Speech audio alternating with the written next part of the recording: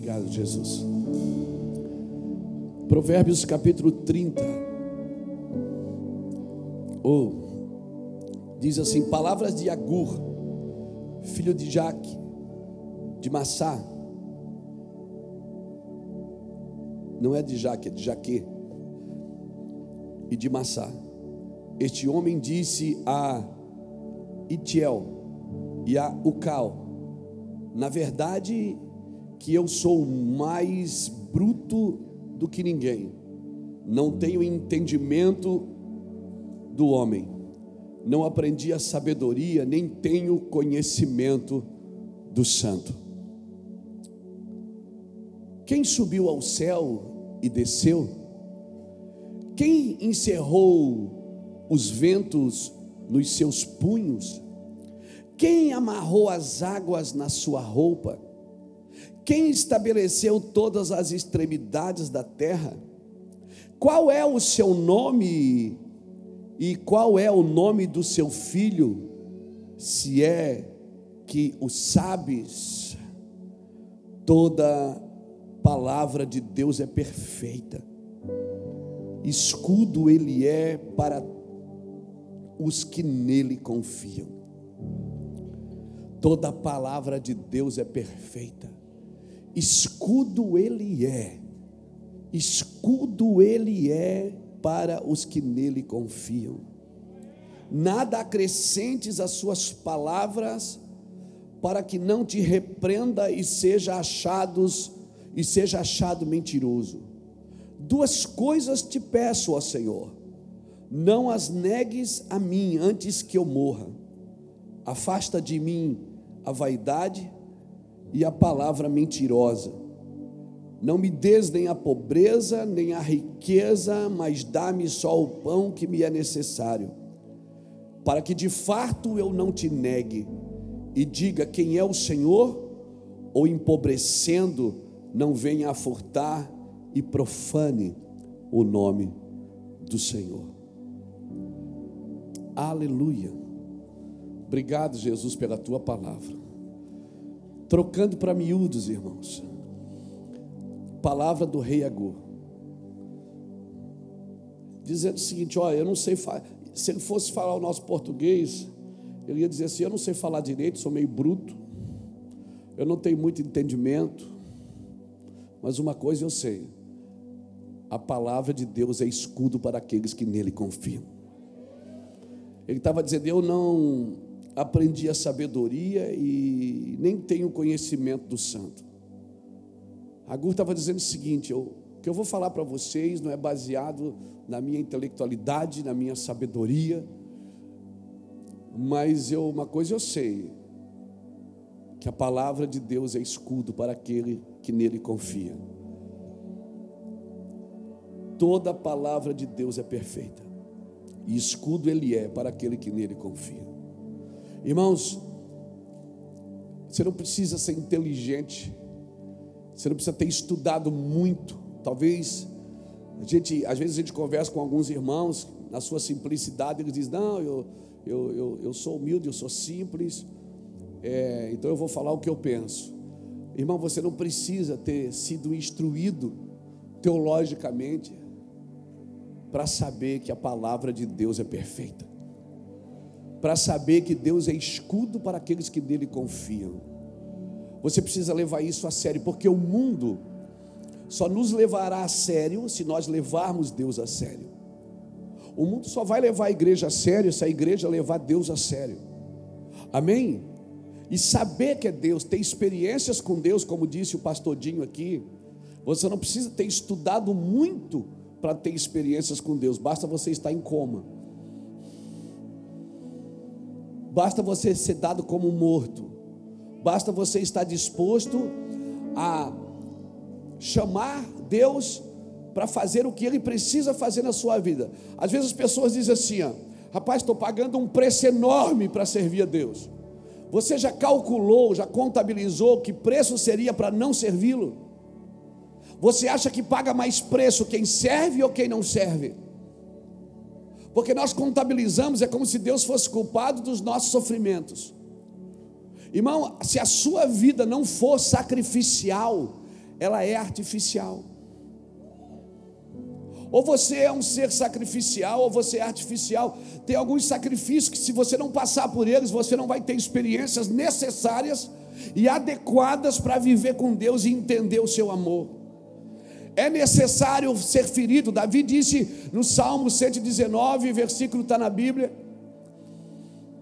Ele diz: foi bom eu ser afligido, para que eu aprendesse a guardar os teus decretos. Então tem coisas que você não vai aprender com o livro na mão, você vai aprender na aflição, na angústia, você vai aprender na perseguição, você vai aprender no meio das dificuldades. O caos é pedagógico, o sofrimento é pedagógico, as dificuldades são pedagógicas. Deus tem os seus meios de tocar os seus. Amém, irmãos? Louvado seja Deus. Então você cultua a Deus para aprender a servir as pessoas. Você não cultua as pessoas para aprender a servir a Deus. A gente cultua a Deus, e se eu cultuo a Deus, não tem como eu não aprender a servir as pessoas. Uma pessoa que cultua a Deus e não sabe servir pessoas, não cultua a Deus.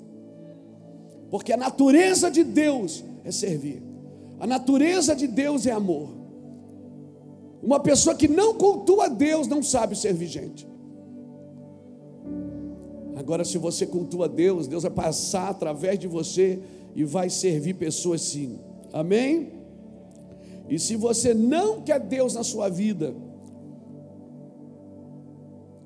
você não consegue ver Ele em você, certamente você não vai ver Deus em ninguém. Se você não conseguir ver Deus primeiro em você, você não vai conseguir ver Deus em ninguém. Por isso é necessário as experiências. Para quê? Porque eu tenho que dar a glória das minhas superações a Deus. E quando eu dou glória, por isso que eu sempre digo, eu li isso num livro de um rabino de 1460 e pouco.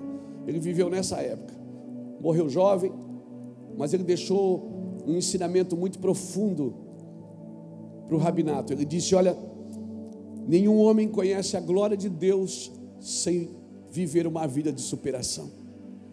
Então todos os homens que vivem na glória de Deus certamente superaram algumas coisas. Todas as mulheres que vivem na glória de Deus viveram dificuldades, superaram dificuldades, passaram pelo caos. E esse é o momento. Ora você está em cima, ora você está embaixo.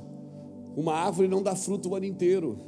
Amém? Você não vai estar no monte da alegria todos os dias, vai ter vales de tristezas, e isso é pedagógico, isso é importante você passar por eles. Você vai se sentir só, você vai se sentir, não vai se sentir amado, vai se sentir rejeitado, tudo isso, nem tudo isso que você sente faz parte do desprezo de alguém. Às vezes não é o desprezo de alguém, às vezes é o treinamento de Deus para que você possa viver num lugar livre. Amém? Porque só uma pessoa, um homem que não ama nada nessa terra é um homem invencível. Uma mulher que não ama nada nessa terra é uma mulher invencível. Está pegando isso no seu espírito? Por favor, me ouça com o seu espírito. Uma pessoa que ama a Deus acima de todas as coisas é uma pessoa invencível, porque não tem mais a ver com ela. As coisas que acontecem na vida dela não tem só a ver com ela. Você vai ler o livro de Abacuque. O livro de Abacuque é extraordinário, porque no capítulo 1, Abacuque está questionando a Deus. Ele está dizendo: Senhor, por que tu me faz ver esses males? Por que tu me faz passar por essas dificuldades? Por que, Senhor? No capítulo 1 ele diz: eu só vejo derrota. Eu olho para um lado, eu vejo problema. Eu olho para o outro, eu vejo doença. Eu olho para o outro, eu vejo pandemia. Eu vejo caos, eu só vejo caos. Por que, Senhor? Tem um objetivo para você ver o caos mais do que os outros. Aí se você ler o capítulo 1 de Abacuque, você vê Abacuque questionando a Deus. No capítulo 2 já é diferente. No capítulo 2 ele diz: eu subirei a torre de vigília e ficarei lá. E quando ele toma uma posição, ele entendeu que Deus mostrava o caos para ele se tornar um intercessor sobre aquilo. porque onde há intercessão, há intervenção. Amém? Deus não vai intervir se não haver intercessores, para que Deus venha intervir através deles. Amém, irmãos? Amém? Você acha assim, você liga lá na internet, está lá Luiz Hermínio pregando, tem vídeos lá com mais de 10 milhões de acessos. Você diz, meu Deus, que homem abençoado. Mas não, tem uma equipe de oração aqui nessa casa, intercedendo, me empurrando para frente. Tem gente pagando preço que não aparece na câmera. Tem gente ensinando nas salas. Tem gente chorando nos montes, dizendo, Deus usa o meu pastor, Senhor abençoa a nossa igreja. Quem aparece é o Luiz, mas isso aqui não é trabalho de um homem, irmãos, é trabalho de uma família, é trabalho de uma equipe. Amém? Deus trabalha em conjunto, Deus é coletivo, e nós precisamos de um coração coletivo para avançar.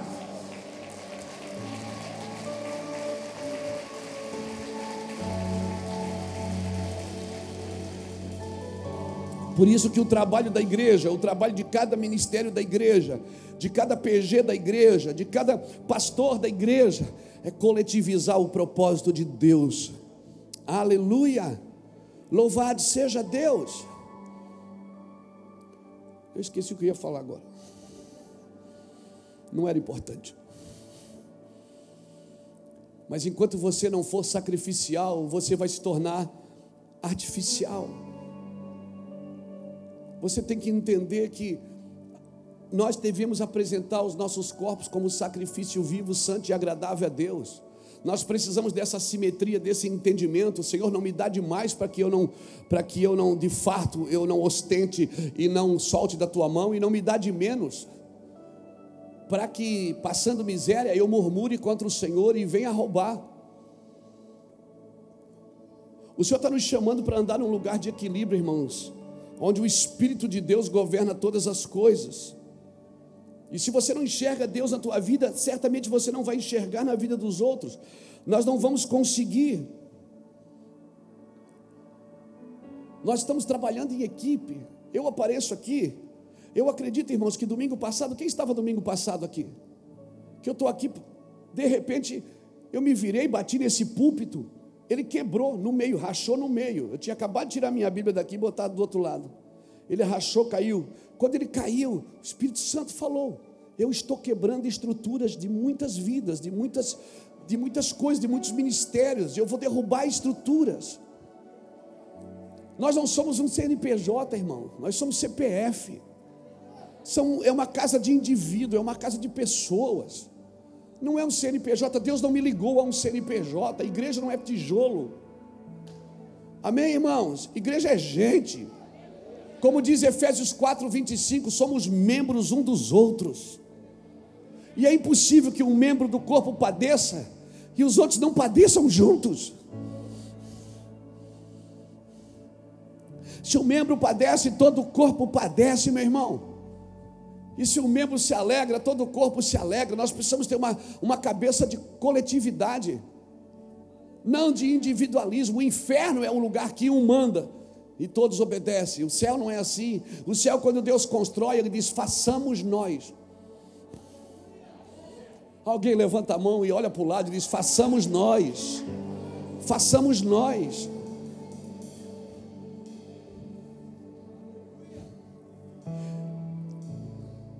Deus não nos chamou por causa de um CNPJ, embora a gente precise ter. A gente está num país laico e a gente precisa prestar contas com o Estado, das entradas, das saídas, pagamos impostos, temos que ter uma editora para publicar os livros, temos que ter outras coisas, somos uma instituição, mas a igreja não é isso, irmãos.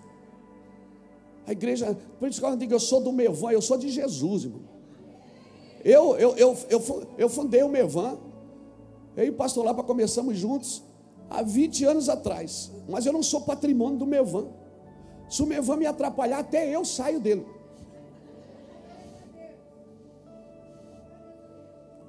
Porque eu trabalho debaixo de uma palavra daquilo que o Senhor mandou a gente fazer, que é cuidar de gente. Pessoas valem mais do que coisas. A palavra de Deus, irmãos, ela é perfeita. Nós somos chamados para a palavra de Deus. Amém? Eu não vivo para guardar, para proteger, porque se Deus precisa de proteção, Ele não é Deus.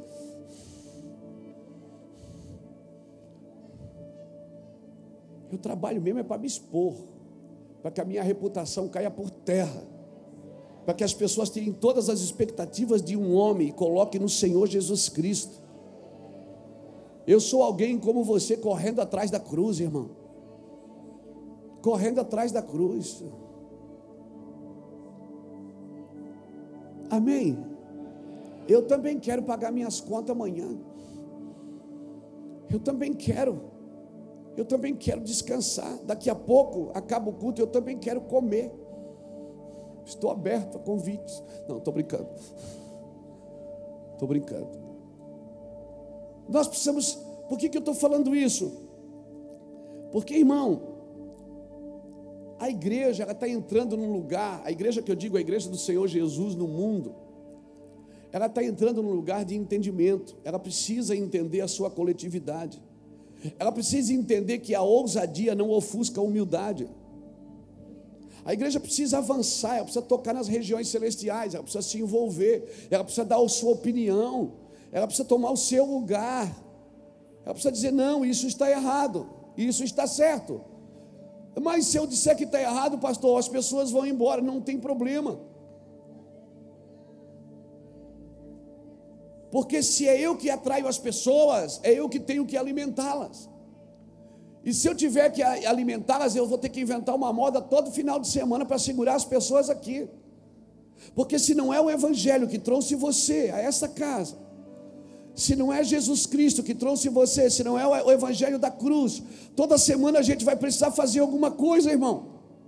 Vai ter que dar língua de sogra, balão, vai ter que prometer alguma coisa, vai ter que dizer que está vendo um anjo quando não tem anjo.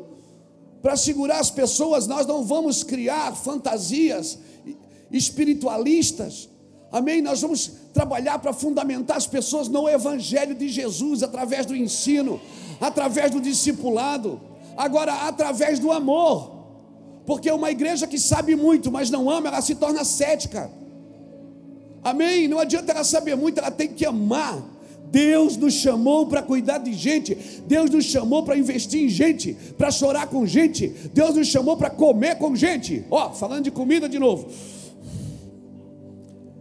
amém? Então nós precisamos, a gente tem sempre uma opinião para a igreja. Eu concordo, eu não concordo. Irmãos, a igreja vive a sua fase, mas passa os céus e passa a terra. Amém? Sempre teve situações e a igreja sempre esteve lá. A igreja já teve cheia, a igreja já teve vazia, a igreja já teve em Roma, a igreja já teve na Grécia, a igreja já teve nas regiões celestiais. A igreja sempre existiu e ela sempre vai existir até a volta de Jesus. Amém? Graças a Deus. Então, não vamos mais contabilizar o preço de seguir Jesus. Rapaz, estou seguindo Jesus, é um preço caro. Nós já contabilizamos o preço de não segui-lo. Você já parou para contabilizar o preço de não seguir Jesus? Você imagina uma pessoa que não tem Jesus? Eu não sei como seria isso. Nós estamos há 25 anos servindo a Cristo na nossa casa. Eu não sei mais passar um dia sem buscar Deus. Eu não sei, mas alguém pode dizer: mas isso aí já virou costume. Então é um bom costume. Mas eu não sei sentar na mesa sem orar pelo almoço, sem agradecer pela comida. Eu não sei pegar uma camisa no guarda-roupa, me olhar e dizer assim: meu Deus, obrigado, Jesus, estou vestido. Botar a mão no bolso e dizer: Deus, eu tenho um dinheiro, aleluia, vou até dar de oferta hoje. De poder pedir uma comida e ter para comer, de poder alguém pedir uma ajuda e você ter para ajudar. Isso é motivo de gratidão. E se tem uma palavra que enche o coração da minha esposa e a boca dela, é gratidão. Tudo que ainda se fala é gratidão, tudo tem gratidão no meio. Então nós temos para fazer, irmãos, coisa boa você ter para abençoar, para dar. Então a gente está contabilizando demais. Porque servir a Jesus é uma luta, é um preço alto, e não segui-lo seria um preço muito mais caro, irmãos. Amém? Aleluia. Mas tem muitos problemas entre a gente. Irmão, onde tem gente tem problema. Quem aqui tem problema com outra pessoa? Não levanta a mão, não levanta. Não vai faltar mão aqui. Quem aqui tem problema com um parente? Com o vizinho? Com o cônjuge? Não, com o cônjuge. Quem aqui? Todo mundo tem problema, não tem gente que tem problema. Quer acabar com o problema da igreja? Manda todo mundo embora e pega para as cadeiras. Onde tem pessoas tem problemas. E sabe qual é o nosso problema? Porque a gente sempre acha que o problema está com o outro. Os problemas, guarda isso no teu coração. Os problemas que temos entre nós nada mais é do que os problemas que temos em nós. Está na Bíblia? É claro. Tiago capítulo 4, versículo 1 diz assim: de onde vêm as guerras e as contendas entre vós? Não vem disto, dos prazeres que nos vossos membros guerreiam? Aonde vem as contendas entre vós? Vem dos prazeres que entre vós, que dentro de vós guerreiam. Sabia que ter a razão sempre é prazer? Não é bom ganhar uma briga? Levanta a mão aí, meu irmão. Não é bom você entrar numa discussão e ganhar? Não é bom? É bom ou não é? Isso é um prazer que você tem. Por isso você gosta de uma treta. Por quê? Porque você gosta de ganhar a briga. Já que não faz academia, não ganha no braço, ganha na língua. Isso é um prazer. Não é bom ser bonito? Nem que seja pela fé, mas não é bom?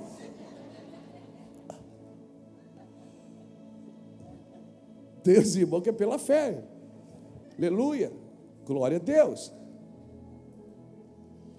Mas fala a verdade, Deus podia ter te feito rico em vez de bonito. É ou não é? Então, querido, é tão fácil viver. Irmãos, quem mais complica a vida somos nós. Nós complicamos, a gente torna as coisas difíceis. Como o Reuel estava cantando aqui: Jesus, quão simples tu és. Jesus é simples. Servir a Deus é muito fácil, Fernando. É muito gostoso. É só cada um assumir a sua culpa e assumir a sua responsabilidade. É cada um dizer: fui eu, Senhor. Quando os 12 discípulos estavam na mesa com Jesus, Jesus disse: um de vocês vai me trair. Ninguém disse: é ele, é ele. Todos eles disseram: por acaso sou eu, Senhor?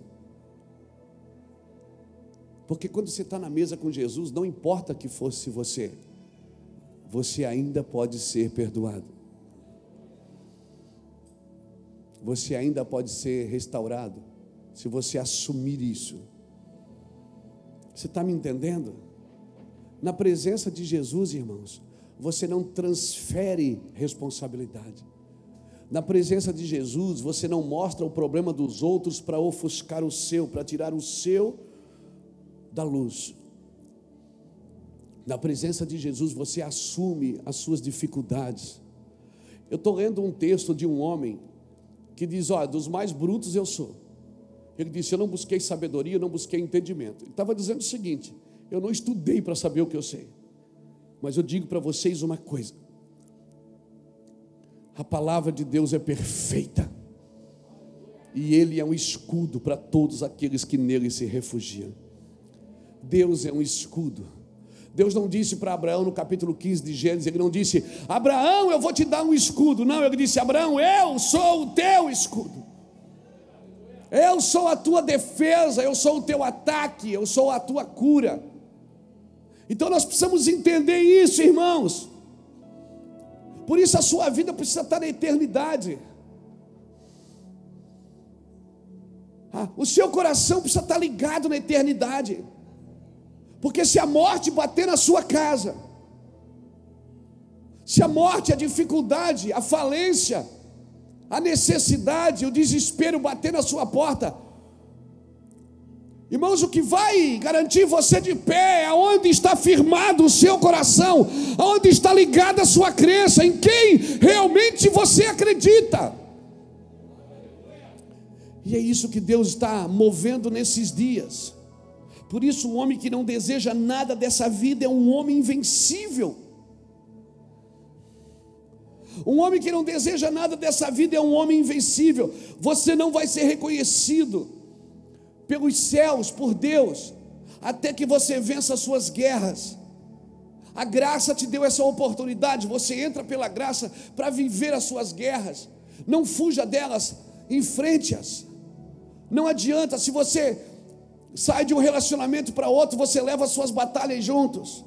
Se não adianta mudar de cidade, não adianta mudar de igreja, não adianta mudar, até que você mude aqui dentro a sua consciência, e você mude a sua crença. Mudando a sua crença, você vai mudar o seu vocabulário. Mudando o seu vocabulário, você vai mudar as suas ações. Amém, irmãos? Nós precisamos de uma mudança de paradigma, de uma mudança de entendimento. A igreja precisa acordar para se reposicionar. Josué só foi reconhecido no capítulo 4 de Josué, quando o povo reconheceu que, assim como Deus foi com Moisés, também seria com Josué. Depois que Josué venceu algumas batalhas, algumas coisas que Deus mandou fazer, e ele fez e deu certo. Então, irmãos, nós já tivemos na igreja os dias de início, já tivemos os dias de trevas, os dias de crescimento, já tivemos as visitações, avivamentos, temos as histórias do avivamento para contar, e eu acredito que vamos viver outro avivamento antes, porque para mim, o avivamento de Pentecostes e o avivamento da chegada de Cristo, da volta de Jesus, tudo que acontece nesse meio tempo, de Pentecostes, de Atos 2 até a volta de Cristo, tudo é reavivamento, porque esses dois são selos de avivamento. Eu acredito, irmãos, que nós vamos viver coisas sobrenaturais. Agora nós precisamos nos posicionar. Não é só mais uma oração, não é só mais uma reza, não é só mais uma busca, mas é uma vida constante, é um cotidiano, é algo que vai acompanhar você na segunda, na terça, na quarta, é algo que vai estar lá, amém? Não é pregar sobre Jesus, é pregar o que Jesus fazia, mas também pregar o que ele não fazia, porque o que ele não fazia é tão importante quanto o que ele fazia. Se Jesus não fazia, eu também não vou fazer. A gente fala muito do que Jesus fez, e o que ele não fez? Por que ele não fez? Também é importante saber por que ele não fez, para que a igreja não faça coisas que Jesus não mandou fazer. E aí nós vamos perdendo tempo, amém? Então, duas coisas estragam uma geração: a necessidade e o excesso. Por isso, Agur aqui foi muito feliz quando ele disse: Senhor, não me dá demais, para que de fato eu não te negue, e não me dá de menos, para que na falta eu murmure contra ti. Me dá o pão de cada dia. Jesus me ensinou a orar isso. Agur, ele não viveu na época de Jesus. Jesus me ensinou a orar isso: Pai nosso que estais no céu, santificado seja o teu nome, venha a nós o teu reino, seja feita a tua vontade, aqui na terra como no céu. O pão nosso de cada dia nos dai hoje. Você já viu que você não sofre pelo básico, você sofre sempre pelo supérfluo. O básico não faz você sofrer. Sabe por que sofremos? Porque temos mais do que precisamos. Obrigado pelo seu amém tão evangélico. Nós sofremos porque nós temos mais do que precisamos e buscamos mais do que precisamos. Está errado você ter? Claro que não está, querido. O errado está quando isso controla a sua vida, controla a sua busca, controla as suas decisões. Amém? Você tem mais do que precisa. Vai me dizer que você não escolheu, não levou pelo menos uns 5, 10 minutos para escolher a roupa que você viria aqui hoje?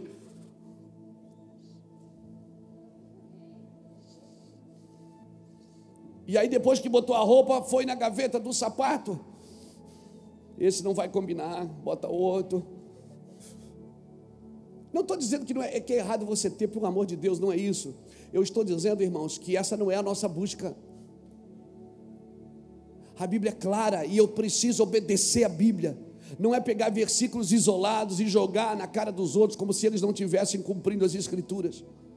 Quando a Bíblia diz, buscai primeiro o reino dos céus e as outras coisas te serão acrescentadas, isso é uma verdade que precisa ser observada pela igreja.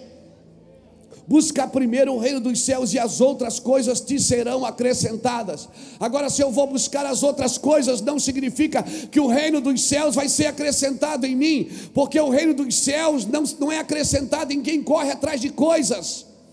As coisas é que são acrescentadas daqueles que estão vivendo o reino de Deus. E o pior, eu já sei disso, Marcão. Eu já sei disso. Mas parece que no cotidiano eu esqueço. Porque Deus me capacitou com ideias, Deus me capacitou com buscas. Eu sei fazer negócios, eu sei transicionar no viés do business, eu sei transicionar nas compras, nas vendas. Jesus falou, até usa o versículo, negociai até que eu venha. Aleluia, então está tudo dentro das Escrituras. Mas tem coisas que são primordiais, irmãos. São coisas que são prioritárias para a gente. Você pode ter tudo, e oxalá que você tenha, e o seu dízimo aumente. Aleluia. Oxalá que você tenha, a sua oferta. Não é isso que eu estou falando, querido. Eu não estou condenando as pessoas que têm. Se você tem e não quer mais, o pastor falou para não ter mais, dá para mim que eu quero. Não é isso. Eu estou dizendo, querido, que essa não é a sua prioridade. A sua prioridade domina a sua vida. Tem duas coisas que dominam a sua vida: quem te perturba te domina,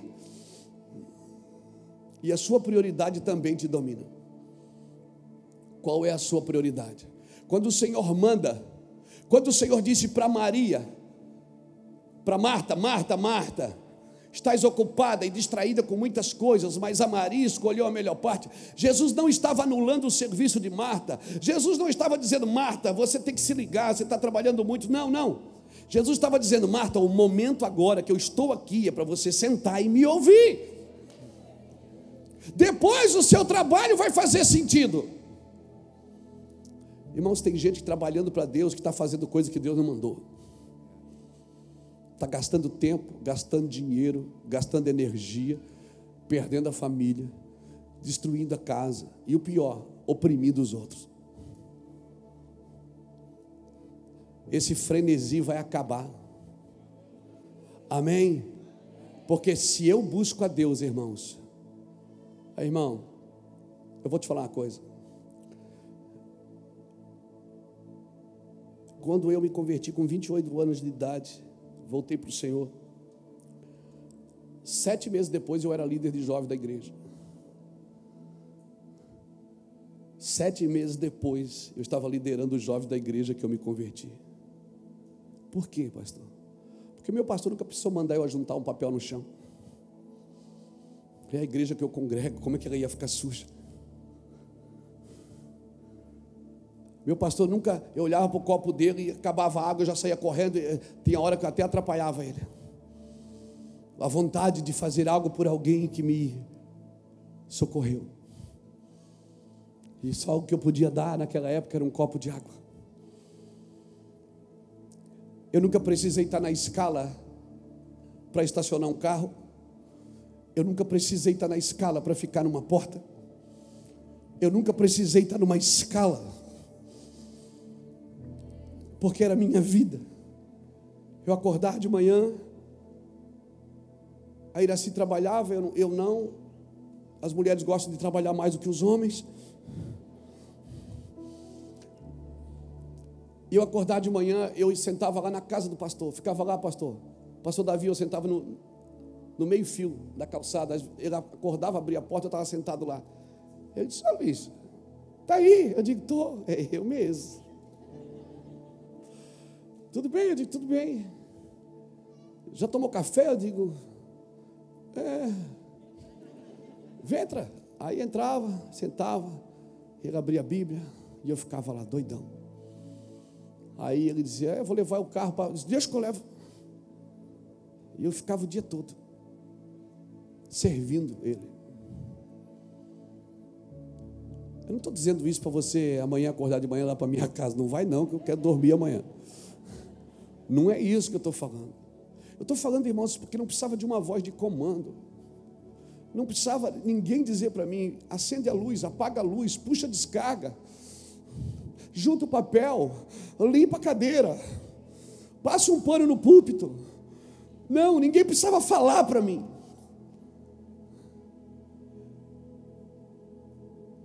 E eu não estou falando isso, isso não tem a ver só com a congregação, isso tem a ver com a vida. Isso tem a ver com a vida. Servir faz parte do currículo de alguém que é apaixonado por Jesus, de alguém que olha para outra pessoa e ele acorda de manhã e diz: quem eu vou servir hoje? É como se ele tivesse crucificado com Cristo na cruz, procurando o ladrão do lado para servir. Servir faz parte de alguém que foi selado pelo Espírito Santo, que tem desejo de compartilhar, desejo de repartir, desejo de dar, que não está buscando direitos, que só quer estar ali para servir, que mesmo que não saia na foto, ele quer servir, porque todas as coisas são registradas por Deus, irmãos. Aleluia! Então tem duas coisas que estragam uma geração: é o excesso e a necessidade. Então, tem lugares, irmãos, que Deus vai levar você, tem lugares que você vai abrir empresas, que você vai começar a trabalhar. Esses lugares, às vezes, eles não precisam de ajuda, eles precisam de profetas. Eles precisam de alguém que libere palavras naquele lugar. Vai ter lugar que Deus vai levar você, você vai dizer: o que eu vim fazer aqui? Você foi liberar palavras, porque não tem coisa mais contundente, irmão, na vida de um profeta, na vida de um homem, do que ele carrega e o que ele libera para a vida dos outros. Então você não pode perder tempo como cristão.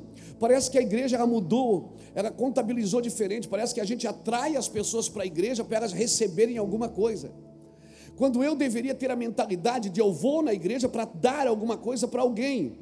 Vai ter sempre alguém que está numa necessidade pior do que eu. Essa deveria ser a nossa mentalidade acerca do corpo de Cristo. O que eu posso fazer? O que eu posso dar? O que eu posso ajudar? E quando eu falo em dar, irmãos, fique tranquilo, eu não vou fazer outra oferta. Eu não estou falando de dinheiro. Eu estou falando de um coração servil, de um coração livre, de um coração solto, de um coração de entender que eu faço parte de um corpo. Porém, tudo que faz parte da minha vida faz parte deste corpo. Então, irmãos, entender que esses calendários que Deus criou para mim caminhar neles, essas agendas de Deus, elas têm um propósito, e eu preciso correr em direção a esse propósito. Assim, quando Jesus nasceu, e se você ler Mateus capítulo 4, versículo 13 ao 15, você vai ver que tem um texto lá que está escrito assim: e isso aconteceu para que se cumprisse. E se você ler Mateus, do capítulo 1 ao capítulo 4, por 8 vezes você vai ver a expressão: e isto aconteceu para que se cumprisse o que fora dito, e isto aconteceu para que se cumprisse o que fora dito. O próprio Jesus, que pisou nesta terra, ele pisou nesta terra para que se cumprisse o que fora dito por Isaías, por Jeremias, por Ezequiel, por Daniel, por Davi, por Adão, o que foi dito pelos homens. Então, o Jesus nasceu com um propósito para cumprimento de algo que Deus havia falado. Então, o meu trabalho é cumprir algo que já fora dito por Deus. E por isso eu não posso me distrair, por isso que eu tenho que ter prioridade. Enquanto o pastor Dinho falava aqui, Deus teve que me colocar numa cama e me permitir viver em coma por 53 dias para que eu entendesse hoje coisas que eu não entendo. Eu conheço a vida do Dinho. O Dinho é um homem muito próspero, muito abençoador, muito abençoado. Tem uma igreja linda, está no ministério em tempo integral há pouco tempo, sempre trabalhou, foi superintendente da fiscalização de todo o estado do Mato Grosso do Sul. Eu conheço o Dinho, conheço a casa dele. Nós já fizemos viagens para Israel junto. Conheço o coração dele, um homem próximo. Mas se eu perguntasse agora, Dinho, o que você espera da vida daqui por diante, depois de ter saído de coma, de uma UTI, já com um dia marcado para morrer? Espera o quê? Nada. Eu não quero mais nada. Então, às vezes, Deus tem que permitir a gente. Já não queria muito, né? Agora não quer mais nada. Às vezes, Deus tem que permitir a gente chegar em alguns lugares, irmãos, para a gente valorizar a vida. E tem uma coisa: se você valoriza a tua vida, você vai valorizar a vida dos outros. Porque a Bíblia diz: amai o próximo como a ti mesmo. E se você se ama, você tem um padrão para amar os outros. Amém? Uma pessoa que não gosta da sua vida, que ela não gosta, está sempre insatisfeita com o que tem, com o que faz, com o que é, como que essa pessoa vai amar a vida dos outros? Quando ela se aproxima de alguém, não é por amor, é por inveja. Não é por amor, é por interesse pessoal. Agora, quem ama a sua vida pode morar numa favela, irmão, e pode trabalhar numa mansão, não tem problema se ela ama a sua vida. Amém? Ela não vai desejar nada o que Deus não deu a ela. Por isso nós precisamos de um batismo de amor próprio, de entender quem somos do corpo de Cristo. Aleluia! E é isso que o cristianismo faz com você. É isso que o cristianismo faz comigo. O evangelho não atrai pessoas para a igreja para elas enriquecerem. O evangelho atrai pessoas para a igreja para elas saberem quem elas são em Deus.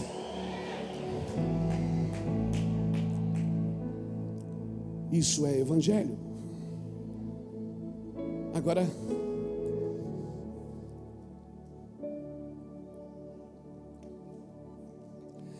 não tem como não prosperar.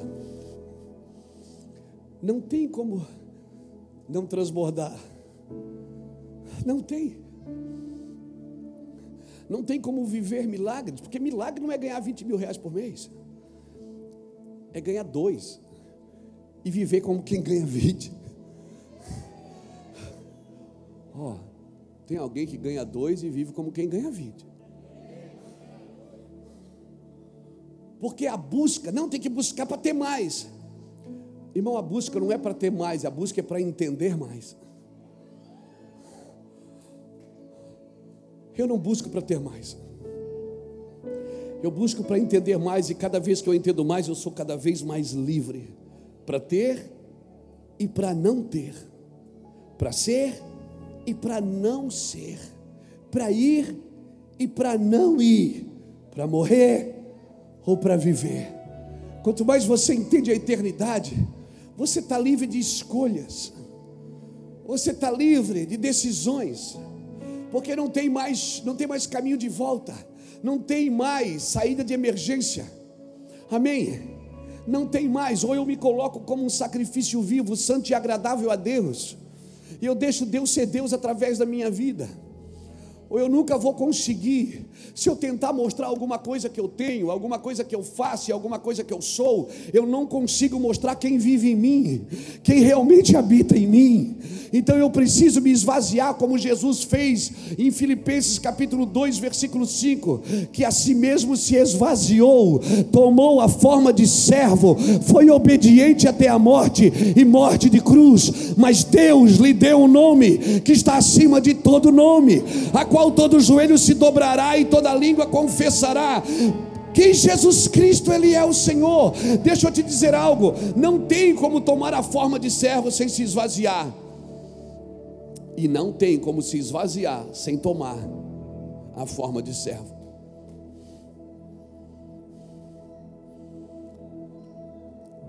Jesus quer libertar você. Mas eu já sou liberto. Não é de demônios, é de você mesmo, de influências caídas, de influências babilônicas. Jesus quer libertar você de influências malignas, de influências onde você é o alvo das atenções. Não, cristianismo, Jesus é o alvo das atenções, Cristo é o alvo das atenções. Um só Deus, um só batismo, um só Cristo, um só Senhor. Ele é tudo em todos, só Ele é Deus. Isso é cristianismo. Aleluia. Eu estou sendo claro, irmãos? Glória a Jesus. Jesus quer libertar Luiz Hermínio de Luiz Hermínio.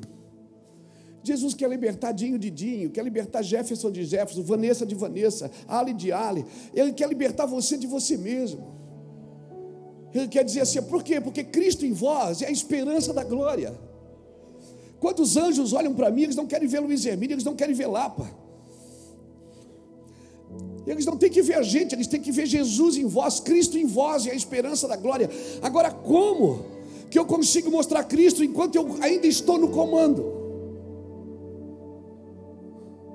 Quando a minha justiça é justiça própria, quando a minha misericórdia é a minha misericórdia, quando a minha generosidade parte do que eu penso e do que eu acho, quando as minhas doses de amor homeopáticas são liberadas de acordo com quem eu acho que merece o meu amor.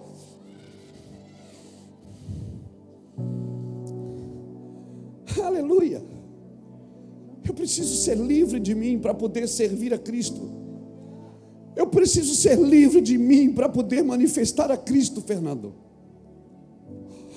Eu preciso ser livre de mim. O diabo não é o diabo já foi vencido na cruz. É o nosso orgulho, é a nossa prepotência, é a nossa soberba de achar que somos melhores do que o outro. É o tribunal em nossos corações.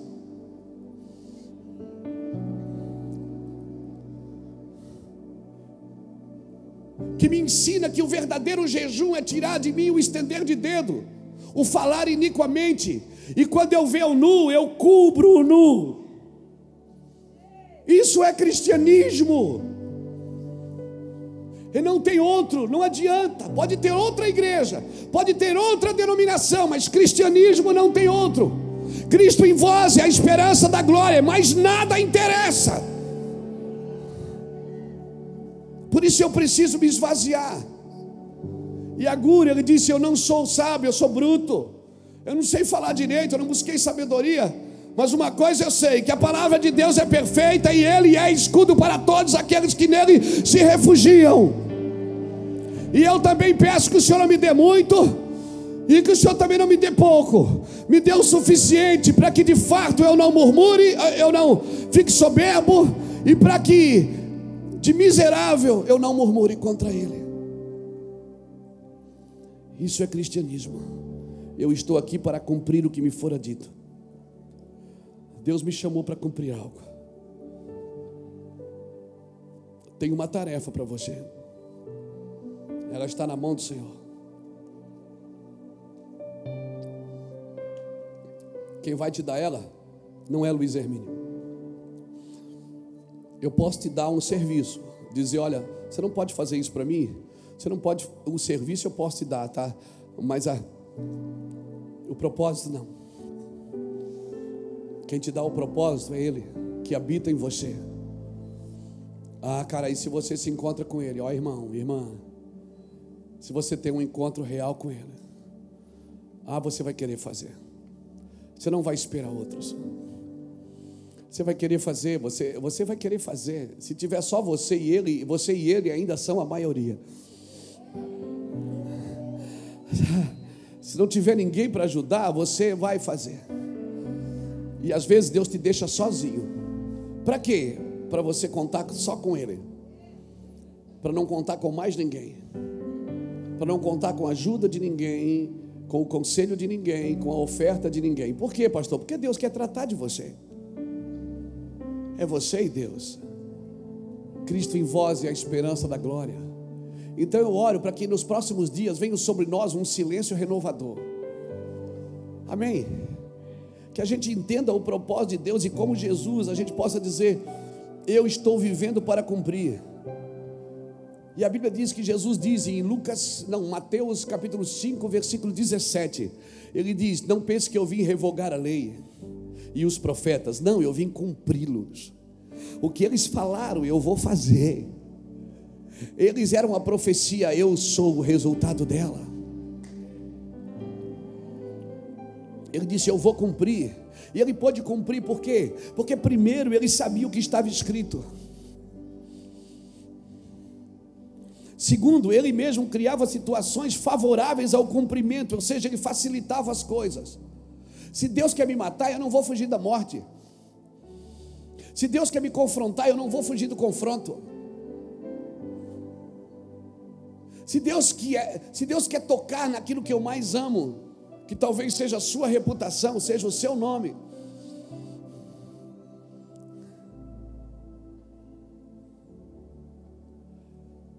se você já entregou tudo para Jesus, você não tem mais nada para proteger, porque nada mais é seu. Nada mais é seu. Sabe por que você está tentando segurar as coisas? Porque você ainda se sente dono disso. Se você entrega seus filhos, entrega seus netos, entrega suas empresas, entrega sua família, e acorda todo dia de manhã e diz: Deus, é tudo teu, eu não tenho nada aqui. Eu quero ser um homem invencível, porque nada nessa terra me atrai. Eu sei que o Senhor me deu uma esposa para cuidar, o Senhor me deu filhos para cuidar, para amar, esposa para amar, amigos para zelar e para cuidar, mas é tudo teu, Senhor. Jesus foi claro quando ele disse: sem mim nada podeis fazer. E parece que a igreja esquece desses detalhes tão minuciosos das Escrituras. Tão minuciosos. Se você já entregou tudo para Cristo, nada mais é seu. Sabe por que Jesus pôde cumprir? Porque primeiro ele sabia o que estava escrito. Segundo, ele era favorável ao que estava escrito. Ele facilitava as coisas. E terceiro, ele agia. Ele agia de acordo como estava cumprido, para se cumprir. E cumpriu-se no exato momento que Jesus chegou no local que precisava se cumprir. Você precisa estar na agenda de Deus, e você precisa estar no território de Deus, você precisa estar no cenário de Deus, aonde Deus está te esperando para cumprir o seu calendário. Você não é um esquecido, você não é um improvável, até porque Deus não improvisa. Deus tem o seu nome, tem o seu endereço, Ele tem os detalhes da sua vida. Ele chama Elias em 2 Reis, ou melhor, 1 Reis capítulo 19, versículo 15. Ele chama Elias e diz: vai na casa de Safate, em Abel-Meolá, e unge Eliseu, profeta, em teu lugar. Ele deu o nome do pai, deu o nome do cara e deu o endereço da casa. Chegou lá, Eliseu estava lavrando a terra com 12 juntas de boi. Era um homem próspero. Ninguém tinha 12 juntas de bois naquela época. E se a Bíblia dá o detalhe de 12 juntas de boi, é porque o homem era próspero. Elias não falou nada, não prometeu nada, não disse nada, só jogou a capa. No jogar a capa, pronto, ele pegou o carro, desmontou o carro, fez um churrasco de despedida com os amigos, matou os boi. Sabe o que ele estava fazendo? Para nunca mais voltar ali. Ele estava dizendo o seguinte: daqui é só para frente. Irmão, geograficamente, quando o Senhor te chama para ser crucificado com Ele, na cruz você não consegue olhar para trás. E se Deus te chama para você ser crucificado com Cristo, Ele está dizendo que só tem 2 lugares para você olhar: é para cima, entregar o seu espírito, e para o lado para salvar quem está morrendo. E a salva ainda quem quer. Tem gente que você não consegue. Ele olhou para um lado, o cara não quis. Olhou para o outro, o ladrão olhou. Um ladrão disse para ele: tu não és o Cristo, desce daí, tira nós também. Tu não é o filho de Davi. O outro que estava do outro lado disse assim: cala a boca aí, nós estamos aqui porque a gente merece. Ele não fez nada. E aquele homem diz assim: Senhor, lembra-te de mim quando entrares no teu reino. Aquele outro ladrão, Jesus nem respondeu, porque Jesus não responde quem quer descer da cruz, Ele responde quem quer entrar no reino. Quem vive murmurando e reclamando da sua cruz, Jesus não dá ouvido. É porque não entendeu o propósito do cristianismo. Está chorando por uma riqueza que não veio, por uma posição que não veio, por uma unção que não veio. Está reclamando, dizendo porque o Senhor dá para ele e não dá para mim. Está reclamando, é aquele filho mais velho que está em casa e não entendeu que ele é dono do cabrito, que ele poderia matar o cabrito e comer, mas não. Ele não entendeu que ele é herdeiro. Nessa noite, irmãos, eu quero despertar você para ser livre de você mesmo. Faça uma campanha de oração contra você. Por favor. Vamos fazer isso? Vamos fazer uma campanha de oração e jejum contra a gente. Dizer: Deus, arranca de mim tudo que não te glorifica. Se prepara. Você pode perder o namorado. Você pode perder a namorada. O casamento não, porque aí Jesus te deu, você tem que carregar mesmo, meu filho, minha filha. Não tem negócio não.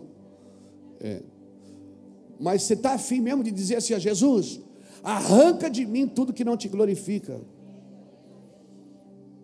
Essa camisa do Flamengo ele vai tirar depois, entendeu? Quando a gente quer ser livre da gente, irmão, isso é uma batalha diária. Você não consegue servir a Deus do seu jeito. Você vai cansar, você vai frustrar e você vai desviar. Você vai sair da igreja e vai sempre culpar alguém por isso. E na realidade é porque você não morreu o suficiente para entender o que Jesus queria com você. Deus só usa homem morto. Deus só usa homem chorão.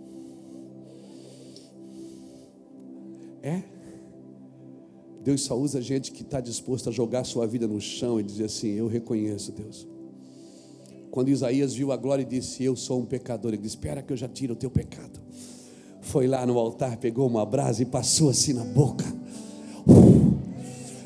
e disse: foram tirados teus pecados. E já convocou, disse: eu estou precisando de um missionário, quem enviarei? Isaías disse: manda eu. O Senhor disse: é tu mesmo, vai. Daquele dia em diante, Isaías, que era primo do rei Uzias, que tinha uma concepção do palácio, agora ele começou a ser o profeta messiânico. Ele começou a ter revelações de Jesus, e ninguém deixa claro Jesus como Isaías. Isaías deixa claro Jesus, o próprio Jesus repete as palavras de Isaías em Lucas capítulo 4, 18, quando ele diz: o Espírito do Senhor está sobre mim, pois que me ungiu para pregar o Evangelho, as boas novas aos pobres, levantar os cativos, libertar os cativos. Oh meu Deus, eu e você, irmãos, precisamos entrar no cenário de Deus. Vamos fazer uma campanha de oração e jejum. Senhor, me livra de mim mesmo. Eu duvido você concordar com isso. Começa amanhã: me livra de mim mesmo. Quantos dias você decide? Você que vai saber quantos dias você precisa para se livrar de você.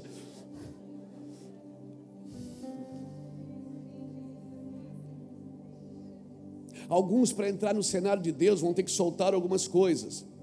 Eliseu teve que deixar os bois e o carro.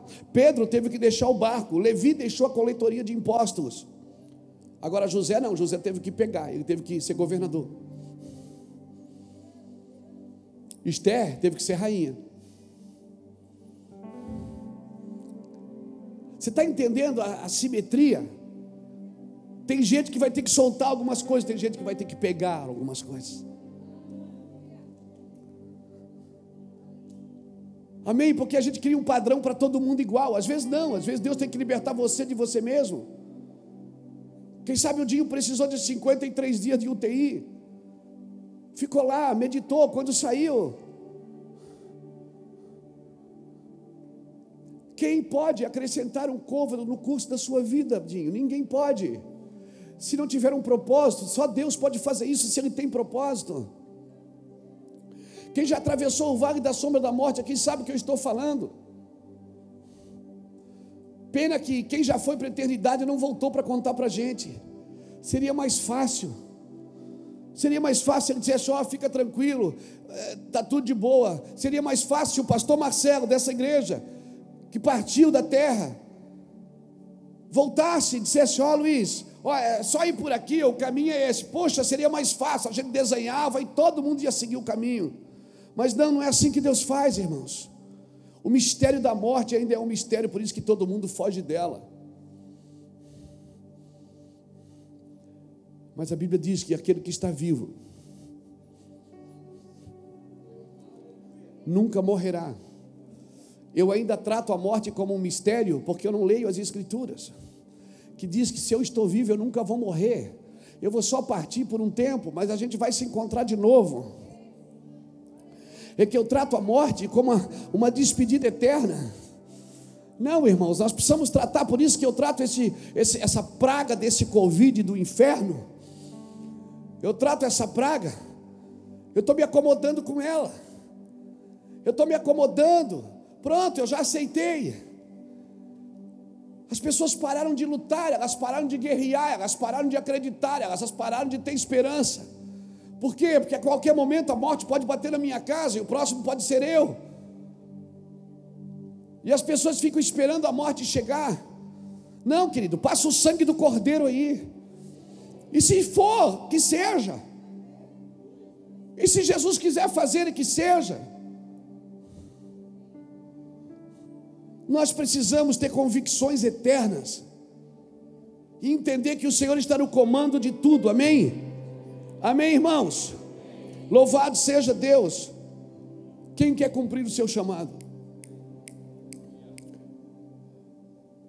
Nem que seja numa empresa servindo cafezinho, nem que seja como um gari numa cidade, limpando a sujeira dos outros. Nós criamos um padrão de sucesso que, se não for por ali, é o diabo. Não, irmãos, do que adianta ter sucesso e não ser útil? Não ser útil. Quem está disposto a cumprir o seu chamado, o seu propósito? Pegue sua Bíblia, abra sua Bíblia comigo em 1 Coríntios capítulo 9. Olha o que diz 1 Coríntios 9, versículo... Vamos ler o 15? Não, vamos ler o 16. Contudo, quando anuncio o Evangelho, não tenho do que me gloriar, pois me é imposta essa obrigação. Ai de mim, se não anunciar o Evangelho. Pegou? Se eu faço de boa vontade, terei recompensa. Mas se de má vontade, apenas desempenho um cargo que me foi confiado. Logo, que recompensa tenho?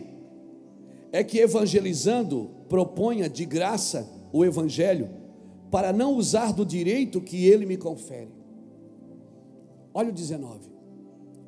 Embora eu seja livre de todos, me faço ou me fiz servo de todos, para ganhar ainda mais. Sabe o que Paulo está dizendo? Deus me chamou para fazer uma obra. Se eu fizer de boa vontade, vai ter... Opa!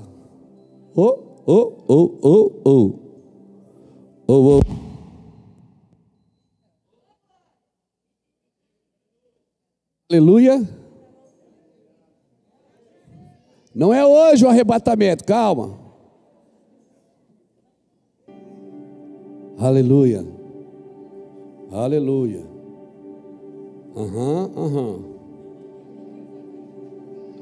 Isso é mudança de fase. Quebra púlpito, cai a energia, tá vendo? Vai vendo. Se os sinais visíveis não falar com você, irmão, pegou? Tá tudo certo? Posso continuar? Estamos no ar? Então tá. Vocês estão sentados aqui. Tá bom. É que tem muitas pessoas assistindo a gente. Mais de 7.000 pessoas. Paulo está dizendo o seguinte: Deus me chamou para fazer uma obra. Se eu fizer de boa vontade, eu tenho uma recompensa. Se eu não fizer, eu só vou trabalhar e vai dar nada. Aí ele diz uma coisa, ele diz: embora eu sendo livre de todos, eu me faço servo de todos.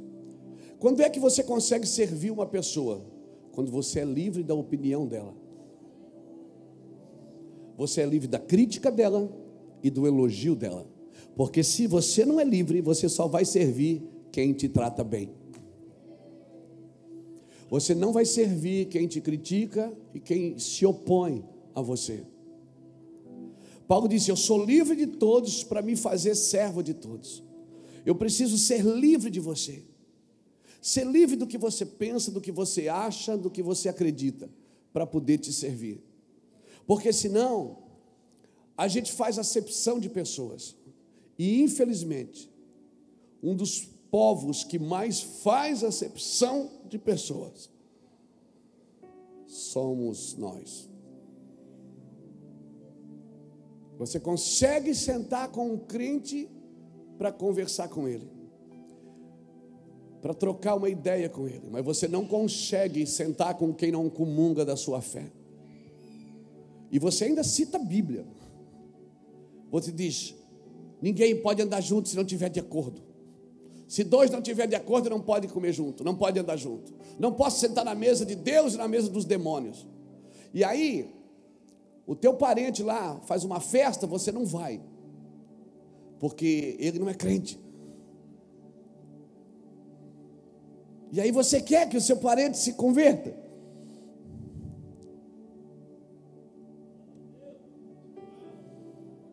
Você não vai na festa dele porque tem cerveja,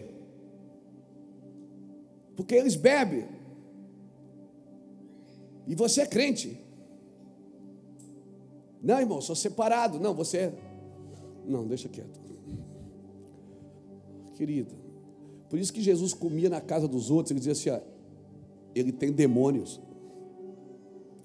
Se ele soubesse quem é esse cara aí, ele não sentava aí para comer.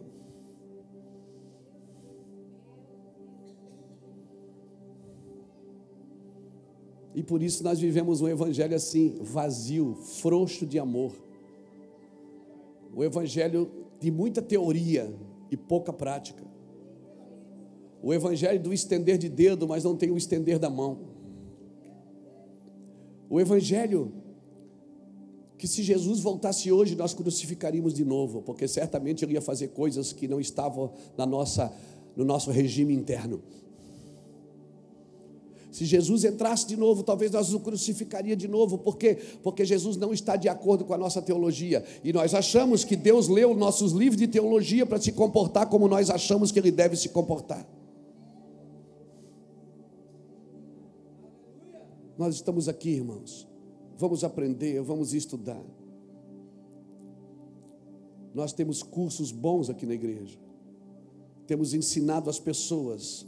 Tem cursos que eu assisto de nossos pastores, de nossos líderes, que eles pregam chorando. Eu já gravei curso aqui, sentado aí, onde você está, com a igreja vazia, gravando cursos para o meu Van Legacy, gravando cursos aqui no meu Van Academy, que a gente teve que parar, da glória de Deus invadir o estúdio, de o câmera não conseguir se segurar, porque nós tocamos em alguns assuntos de amor. Comece a falar de amor com os outros, o ódio por eles vai passar.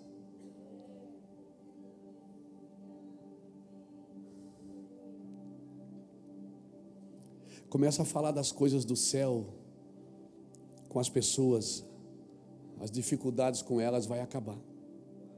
Sempre vai ter pessoas más e pessoas boas, irmão, sempre. Mas como nós vamos superar isso?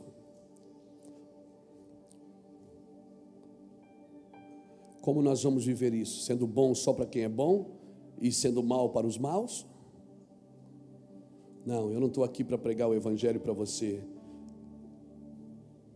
Um evangelho teórico que não ensina você a ter o mesmo coração de Cristo. Geazi e Eliseu estavam hospedados na casa de uma mulher. Eu vou parar aqui. E o filho da mulher morreu. Você lembra dessa história? Lembra? A mulher foi no encontro dos dois, lembra? Que a mulher foi no encontro dos dois, disse: meu filho morreu, está lá. Eliseu tirou o bordão, pegou o bordão, deu na mão de Geazi e disse: vai lá e põe o bordão sobre o menino. Aí ele pegou o bordão, botou sobre o menino.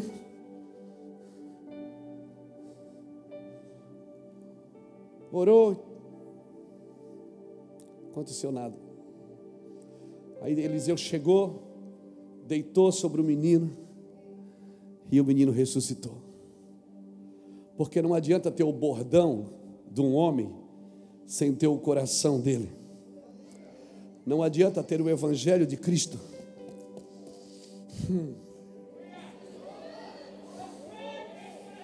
Não adianta você ter a Bíblia na mão, o evangelho de Cristo, se você não tem o mesmo coração.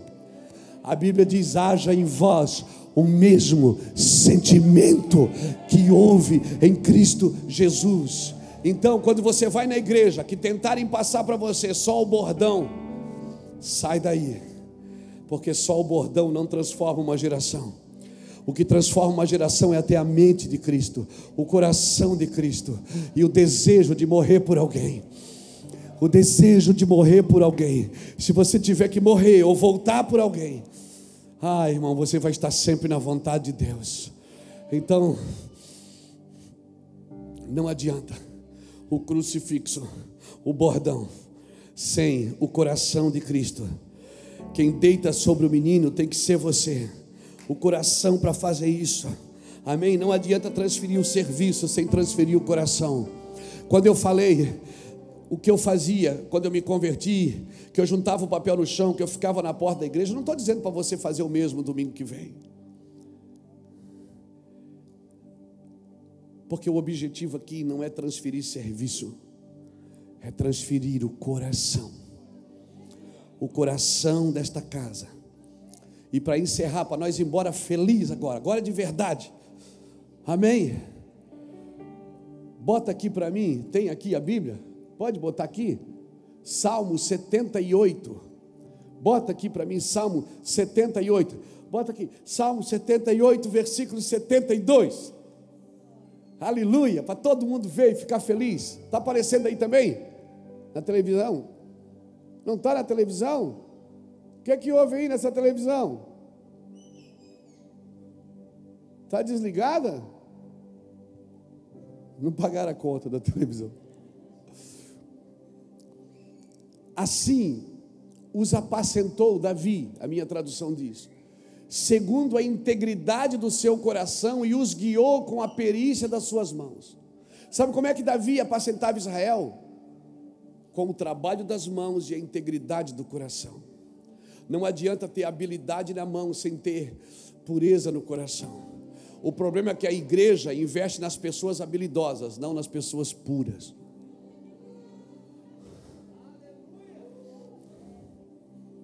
Não adianta ter serviço bem feito se o coração não for o mesmo. Quem subirá ao monte do Senhor? Salmo 24. Quem permanecerá no seu santo lugar? Quem é limpo de mão e puro de coração, que não entrega a sua alma à vaidade. Porque para subir eu vou só limpo de mão, mas para permanecer, o serviço pode me apresentar, mas é a pureza que me representa. O serviço pode abrir uma porta, mas o que me mantém lá é a integridade e a pureza do coração. Amém?